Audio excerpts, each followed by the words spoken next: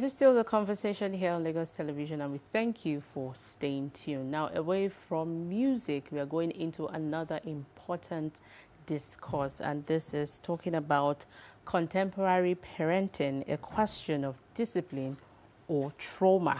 Parenting in today's world is becoming increasingly complex, while discipline remains an essential part of raising responsible and morally upright children. Concerns are growing on whether some disciplinary methods leave lasting emotional and psychological scars. So at this point now, we know there is gentle parenting, there is the parenting of the old-time religion. So intentional parenting. yeah. And so again, we would look at various issues and be able to draw the line between discipline and then inflicting pain that can also result to trauma in the life of the child. Joining us on the conversation this morning is a parenting consultant, Blessing Oladimeji, and she'll be doing justice to this topic. You're welcome, Blessing. Thank you so much. Thank you for having me. It's good to have you here. Here. Yeah. So, like I said in my intro, parenting is becoming complex as, you know, parenting styles have evolved over the years. And so let's start with understanding why it is important for us to have this kind of conversations now. All right. Thank you for that question. So because the world has changed and the world will continue to evolve. So the fact that the world will continue to evolve and many things are new to a lot of our parents, and a lot of us parenting our children now. That's why we have to know that there's something really called 21st century parenting. And at the same time, there's intentional parenting that has to go alongside with it. Because if you look at while we were growing up, the traditional values that were used in raising us then, they are still very, very good, right? But we now see that there was something missing. It was the emotional well-being of children that were not really considered while we were growing up. So right now, you see young children say, oh, they are depressed. Yeah, what is depression? But growing up, some of us, how we grew up, changing your school, your parents did not have to consult you. You just hear tomorrow you're going to another school. But now we understand the emotional effect it had on us. So you cannot just change your child's school without having a conversation with them ahead of time. So it's very, very important. Okay, I want you to expatiate on that emotional effect it had on us. Yes. So, you know, when we talk about the emotional effect that this had on us, is what we all call trauma. But there's a way trauma can be used that is used loosely. Now everybody say, I'm going through trauma. Exactly. But trauma is actually an emotional wound. It's a wound whereby everybody can fall down, but not everyone will break a bone. So it's that overwhelming thing. That's when it continues to be continuous, consistent, like you keep hitting on a particular place. That's where we see that the trauma has developed. So that's that emotional wound whereby the first time it happened, it didn't feel like anything. The first time you beat a child, nothing happens. Second time, it's fine. But there's a way a child is told to carry stone on the head. And it looks like something is shifting inside of that child. So trauma can be quiet because it doesn't carry a face. So a child can be traumatized, and adults can be traumatized, but they don't even look it. But it has, you know, given some decisions that they have made within them. So that's, You know, I guess I agree that society is evolving, and parenting, of course, the way that we were brought up is different from the way we should raise our children now. But some people will still argue that I was raised harshly, or I was disciplined harshly, and I turned out fine. And I was beaten and I turned out fine. And then they can also relate it to the fact that because children of these days are not trained that way, that's why we see them behaving the way they are behaving right now. So what do you have to say to people who have this argument? Okay, so I think when we talk about discipline really means teaching a child. It means training a child. It means correcting a child. But when we say discipline, it mean guiding a child? It means guiding a child as well. So when we talk about discipline, what comes to most people's mind is punishment. They're not teaching that, they're not thinking that it has a desire to teach a child. So discipline, in a sense that it's just like a car. A car has brakes. At the same time, it has to show you how to move. Like you can't go beyond this limit. So discipline is whereby you teach a child that there are boundaries. You teach a child that you can't just keep going. You teach a child that there are consequences to things. So when people say, oh, we turned out well, they beat us, they did all that, does it mean some of us are not still beating our children? No. Some of us are still beating our children. But now you are doing it with understanding. Now you are doing it without being stressed. Because sometimes what the child has done is age appropriate. But if you are stressed from work, you are stressed from bills, a 2-year-old that spills that tea, that cup right now, you will really beat that child. It is not about what that child has just done. It's about the frustration, the stress. So now when we talk about intentional parenting, we're saying be conscious, be self-aware. You want to ask yourself, is this a child's behavior or is it a misbehavior? You want to pause. A teenager just start locking his or herself in the room. You want to ask, what is going on? It's not, what are you doing? What's the bad thing going on? Come out. You're asking, this child is growing. There's an identity thing. There's self-esteem. There's consciousness. A child is beginning to say, are we poor? Are we rich? Where are we? I've been asking for things they've not been giving me. That's what's going on in that child's mind. So instead of saying, come out, maybe you're on your phone now, checking what you shouldn't check. You're meant to ask the child, what is going on with you? So that's intentional parenting. So it doesn't mean that you still don't discipline, you don't set boundaries. But now it looks like a child already has expectations of the consequences that will happen when they have done something. So that's the intentional parenting. I like the way that you have brought clarity to discipline and correcting and guiding and being intentional as a parent. But should a child fear, their parents, or should children fear their parents as a result of discipline? Okay, so when we talk about fear, there's healthy fear and there's unhealthy fear.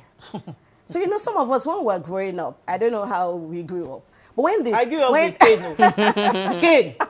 When you hear that your daddy is honking. Also, I wanted to say, that when your father is honking and you rush and you start to adjust and you put things in place and your dad is going to touch the television if it's hot or warm. And at that point, you're like, oh my goodness, I didn't clear that part. But that is fear. Because your father or mother should not come in and you disappear. That is fear.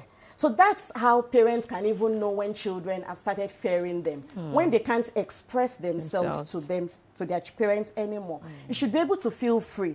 Even if a child makes a mistake, a child should be able to tell the parents that, oh, mom, I made this mistake. I remember there was a time that one of my princes, I have 3 boys, so I call them princes, and he came and said, Mom, something happened at school today. I said, what happened? He said, the teacher came in and I didn't feel like greeting her. Yes, he was in primary 2 then. And he said, I didn't feel like greeting. And I said, why didn't you feel like? Because he's always greeting. He's a child that, as at that time, they say he greets so much. But he told me, Mom, I didn't feel like greeting her. I said, what happened? He said, and my mouth was heavy. Of course, these children, they know how to just say things. And he says his mouth was heavy and he didn't feel like greeting her. I said, okay, so what do you think is wrong? He said, Mom, it's not right. We have school rules. We're meant to greet the teachers when they come in. He said, but the teacher walked up to him and said, are you okay? Because this is unlike you. And I told him, I said, tomorrow when you go back to school, go and meet your teacher and apologize that you did not do the right thing yesterday. So that's a conversation that you can have with a child. I try to listen to him. Sometimes we don't even want to listen to our children. We just go for them to understand why. Because the way they think is different from the way we think. Picking it up from the way they think is different from the way we think and the way we parent. So let's go back to the trauma part now, because some of us parenting our children now are already traumatized from the way that we were raised. So I'd like you to talk on that.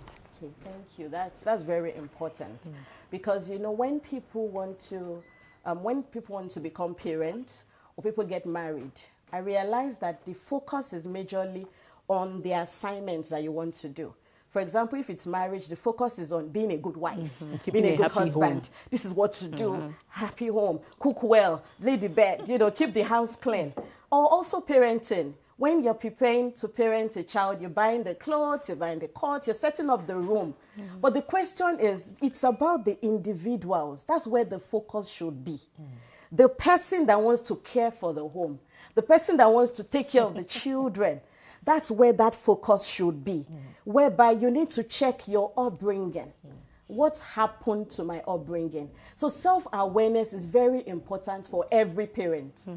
Because if you don't focus on self-awareness, you won't know what triggers you. You just beat, you just scream, and you claim that it's African shouting, I can't change. But no, if you take a pause, you need to ask yourself, why am I shouting? This person is just in front of me. What is going on with me? So it has to do with... I shout before I realize I have shouted.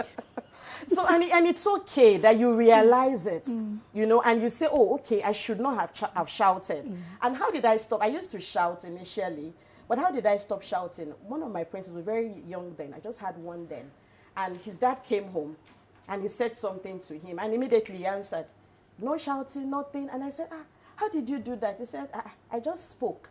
I said, really? I said, is that all? I said, no problem. So the next time I tried it, I tried to say, okay, let me say it calmly. And I did. And it worked. So since then, I started working on myself. And that's why I tell parents that we can actually train and learn these things, not say, oh, it's permanent to me. So like I said, our upbringing is very important. A lot of things that happened to us in the past is who has formed who we are today. So when we talk about trauma, that's why I said it's a wound. It's there. It's when it's touched that it reacts. For sure, some of us, especially women, when we're cooking, there are things that happen in the kitchen. Maybe a knife can cut your hand or something hot pours on you. It's there, but you can still function. But it's the moment they touch that area that you feel that pain. So that's why we have to focus on, okay, what's my upbringing? How was it? Did I like how I was parented? You know, and, you know, just remembering, I think a lot of us forget that we have been children before. I think that's what happens. Because if we remember when we asked for something and how our parents responded, or when one uncle or auntie had reported us and our parents didn't listen to our side of the story. I'm sure as I'm talking now, you can still remember those, those uncles or aunties. So I think it's being in the mode of a child. That helps me a lot personally. I always take myself to being a child, and I'm going to ask that, okay, if I was a child, I didn't know this thing was wrong. Why are they not asking? So I always ask my children, okay, why did you say this? Trust me, their answers are way different from what I'm thinking about. So it's self-awareness, you know, checking yourself, looking back at how you are doing things. And intentional parenting is deciding that you want to raise a child that is wholesome. But if you are not wholesome, you can't give that. You can't give what you don't have. And that's why you focus on you. So the focus on you, on individuals, should be more than the roles. Is that focus on the identity of someone to say, okay, this is me as a man, as a woman. Of course, we know it's different from father or mother or husband or wife. Those are the roles. But the identity of a man and a woman, who am I? If they strip off Mr. and Mrs. from me, mommy this, mommy that, what am I? That consciousness helps us and humbles us.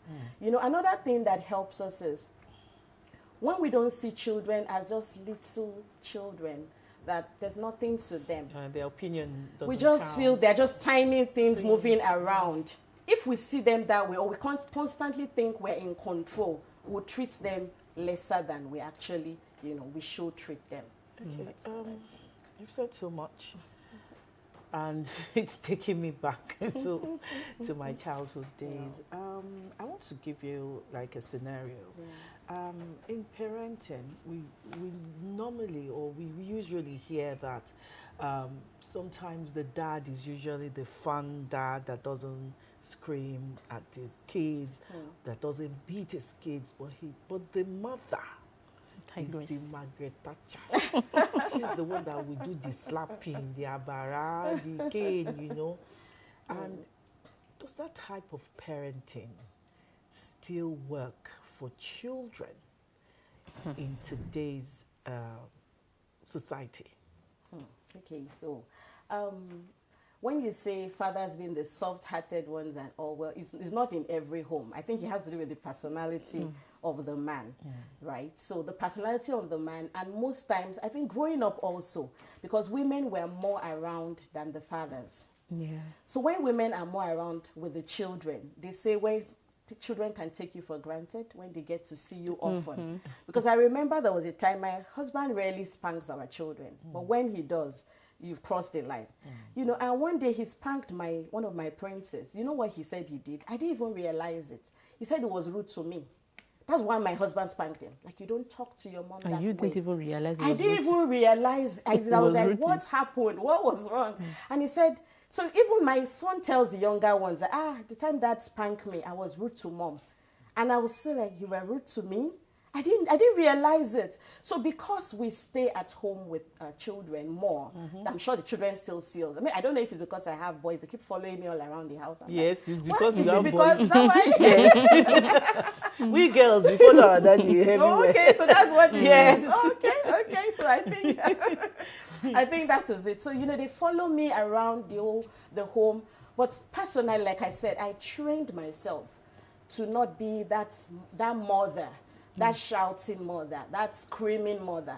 So when I trained myself that way, I saw the difference. I saw that they listen. I saw that they comply. I saw that I don't have to tell my apprentices to say sorry to me when they've done something. I talk to you about it. I'm upset with you. I can spank you if it requires spanking. Then I say they come back later. I say, Mom, I'm sorry. I thought about what I did. For me, I think that's just the best thing, whereby they can personally self-reflect. So in today's world, what I would say is the parenting has to be balanced. Okay. Depending on the personality. Oh, okay, the scenario I painted wasn't balanced? Yes. No. So it has I thought it was a balance. No, because like I said, the personality. For example, if the man is a calm, quiet one, he and the wife, they need to be on the same page of parenting. They have to be united. So when he says something and the children think, oh, daddy will say it, I will go and meet mom. Or when I go and meet dad will ask. That kind of man needs to ask that. Go and ask your mom, what did she say? That's the kind of thing we do in our home. If our children come and meet me, I just want to imagine they've been to dad. I just ask, what did dad say? And Mom, I said, what did dad say? Because it's possible you got a no somewhere and you want to come and get a yes somewhere else. Because I remember something funny. When one of my princesses was really little then, something happened. We have to go on a short break. All right. Okay, we'll be right back after this short break.